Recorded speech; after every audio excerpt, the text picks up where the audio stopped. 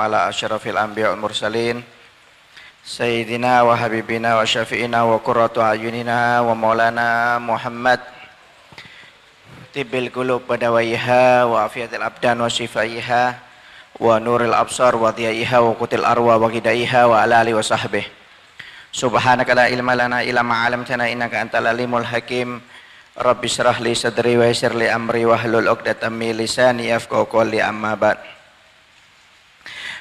Tama-tama yang saya hormati, yang saya cintai para alim ulama, para asatidzah, tokoh agama, tokoh masyarakat, wabil khusus Ketua Majelis Rabiul Haddad Gunung Tabor sekaligus Bapak Lurah, para hadirin dan hadirat yang insya Allah semuanya mudah-mudahan dirahmati, diberkahi oleh Allah Subhanahu wa Ta'ala. Alhamdulillah, pertama-tama kita panjatkan puji syukur kepada Allah Subhanahu wa Ta'ala karena kita masih mendapat hidayah, inayah, taufik dari Allah Subhanahu wa Ta'ala. Kita bisa berkumpul kembali di masjid yang mulia ini dalam acara yang mulia, yaitu majelis rutinan bulanan kita. Mudah-mudahan kita selalu diberi istiqomah oleh Allah Subhanahu wa Ta'ala untuk bisa melazimi acara-acara seperti ini sampai akhir umur kita, dan mudah-mudahan acara seperti ini membawa keberkahan untuk kehidupan kita dunia dan akhirat. Anak-anak kita dijadikan anak-anak yang soleh-soleha, rezeki kita dikasih barokah, manfaat dunia dan akhirat, urusan dan hajat kita mudah-mudahan dikabulkan, dimudahkan oleh Allah Subhanahu wa Ta'ala. Amin ya rabbal alamin.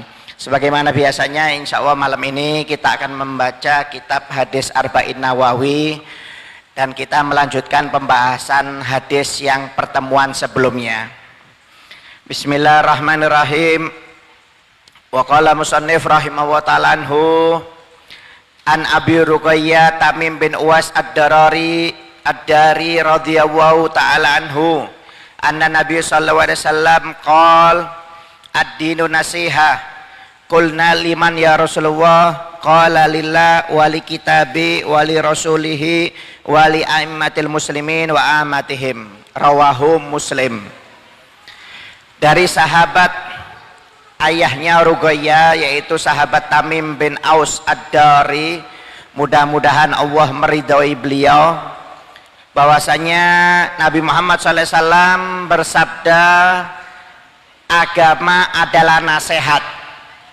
Maka aku bertanya, untuk siapa ya Rasulullah? Agama nasihat yang pertama untuk Allah Ta'ala, kemudian untuk kitab-kitabnya, untuk para rasulnya, untuk pemimpin umat Islam, pemimpin umat Islam, dan pada umumnya untuk umat Islam.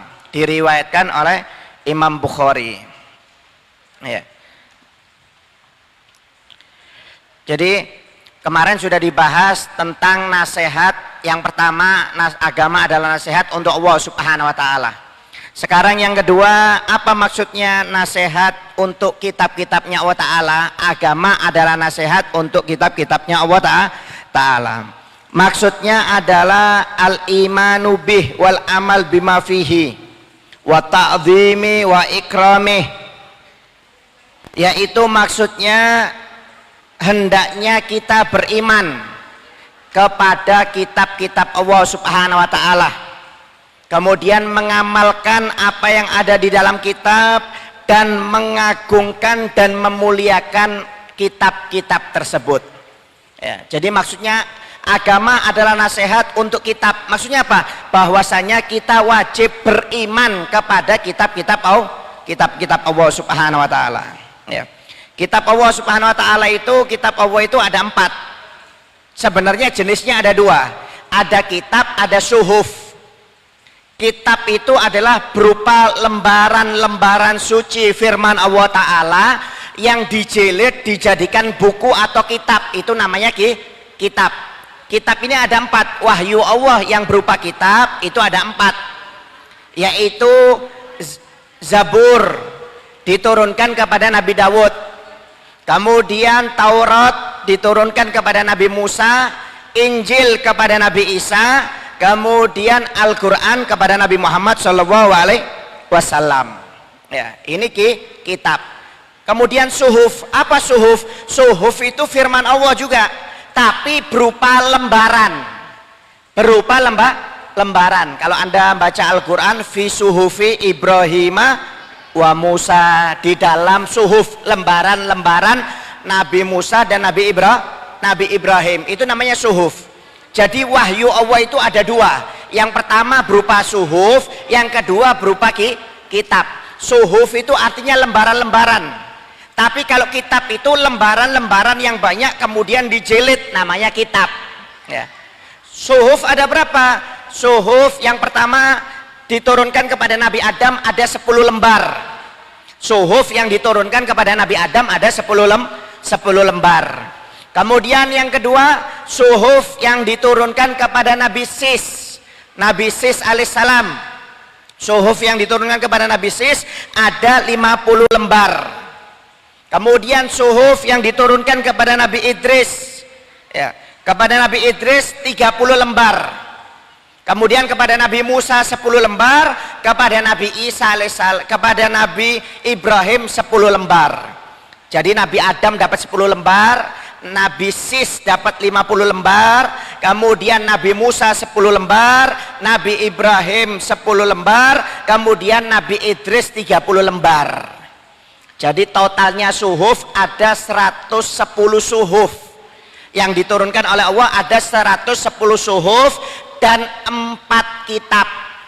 Dan 4 kitab. Cuma yang wajib diimani 4, yang wajib diketahui, yaitu Zabur, kemudian Taurat, Injil, dan Al-Quran. Kalau suhuf ini boleh untuk diketahui, hukumnya nggak ada masalah. Tapi kalau yang wajib ini, yang 4 ini wajib diketahui dan wajib diimani. Ya, wajib diimani. Kalau nggak diimani, hukumnya haram, dianggap murtad. Umpamanya maaf, saya percaya dengan Al-Quran, tapi saya nggak percaya dengan Injil, murtad hukumnya, keluar dari Islam.